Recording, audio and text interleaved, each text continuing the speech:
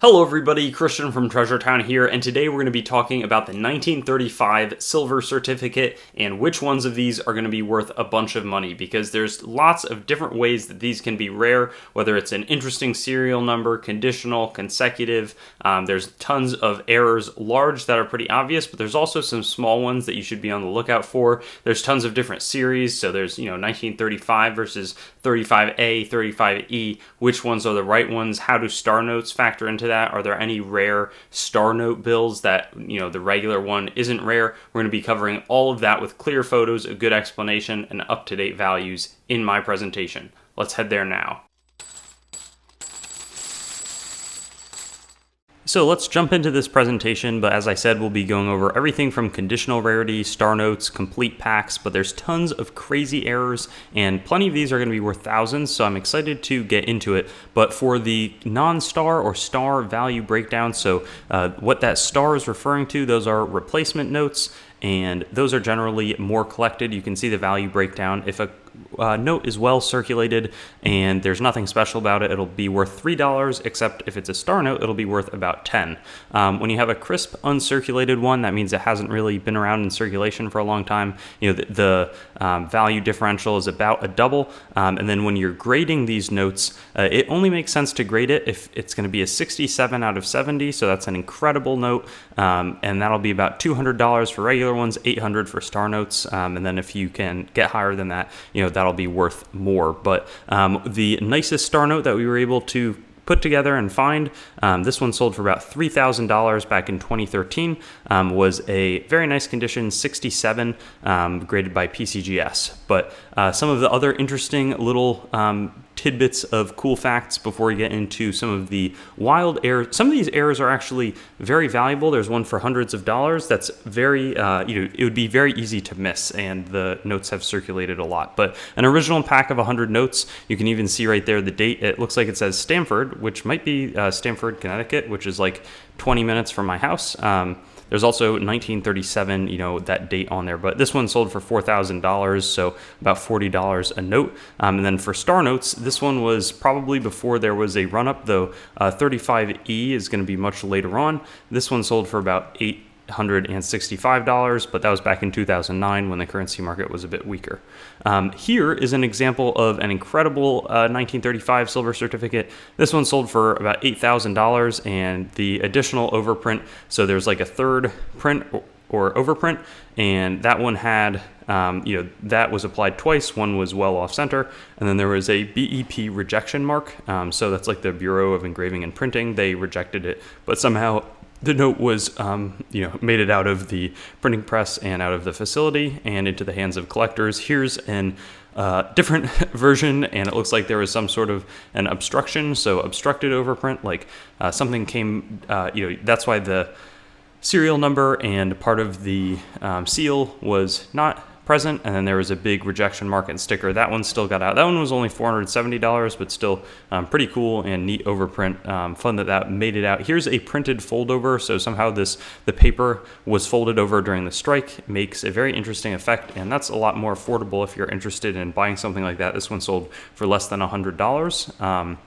Here is a misalignment error where the cutting was not proper, or really the ink was misaligned, and then when the cutting happened, obviously was not really off center, but sort of, because it's at an angle and slanted and not in the proper dimensions of the note. This one sold for $470.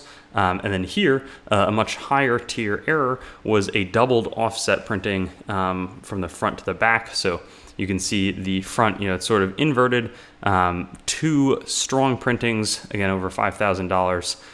Very impressive. And then you can see the third printing is not there. That would have included the serial number and that sort of thing. It's just that face or front printing. Then over here we have, this one was a little bit trickier for me to figure out, but $5,500 pair of notes. They got the serial number wrong, so it looked like they wanted to go from 07, 900, basically 7,999,999 to 80, but they did not change that 8 and the 0. So the BEP had corrected that and said this should be 80 instead of 79, and somehow this, probably, I would imagine, printing BEP worker like took that out or took those two notes together, and a collector paid a hefty sum for it. This is one of the ones that I would really say you should look for. So it's an inverted M in the prefix. So instead of having a W, it looks like over here, I think that's a normal, I believe that's what a normal W should look like. But here it looks like an M was put upside down, and there's like no angle between the parts of that W. This one's just like straight. Anyways, somebody paid $705. The circulation shows that nobody caught it for a long time, and it's a good reminder why you could check all the 1935 notes you see, especially though the Series 35F, because this one was out there, and that's a pretty hefty price. I was actually surprised by that number. The same thing over here. On star notes, this one is an inverted star, so it's basically upside down. That sold for $360. Here is a very cheap, though I think that's a lot to do with the fact that it sold in 2000, but sold for $40, but it's not as crazy. And then some of the fancy serial numbers are also ones I want to discuss. This one sold for over $3,000, just straight nines. So this was a PMG 40, meaning that it did see some circulation. So it's always the sort of thing where you can pull out some cool notes from circulation and walk away with a hefty sum. Even this one, which doesn't have solid nines, but one digit away, sold for $190, and this one sold for $4,700. Let's see if that's the same one. No, that's MH, so much different, but still a very nice number. This one's uncirculated, so that could explain the $1,200 price increase.